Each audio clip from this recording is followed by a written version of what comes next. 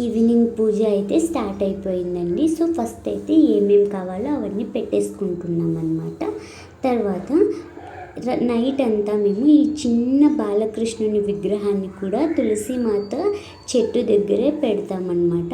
So ఈ పూజను ఇంకో విధంగా కూడా పిలుస్తారంట. అదేంటంటే సుమంగళి పూజ అని. ఇదిగోండి పూజ అయితే స్టార్ట్ అయిపోయింది. ఫస్ట్ అయితే కొవ్వొత్తులు వెలిగించేసి పూలను కూడా తులసి కోటకైతే చుట్టేశారనమాట. తర్వాత షాప్లో ఈ పూజకు కావాల్సిన వస్తువులు అయితే దొరుకుతాయండి. అవేంటంటే చిన్న గాజులు, తర్వాత పసుపు కొమ్ము, నల్ల పూసలు కూడా దొరుకుతాయి అన్నమాట. సో వాటిని అయితే మా అత్తయ్య తెచ్చేసి ఇదిగోండి ఇలా ఆ చెట్టుకైతే కట్టేస్తున్నారనమాట. ఎందుకంటే సుమంగళి పూజ కదండి, ఇవైతే అస్సలు మిస్ అవ్వద్దు. ఇంకా పూజ అయితే స్టార్ట్ చేసేసారనమాట.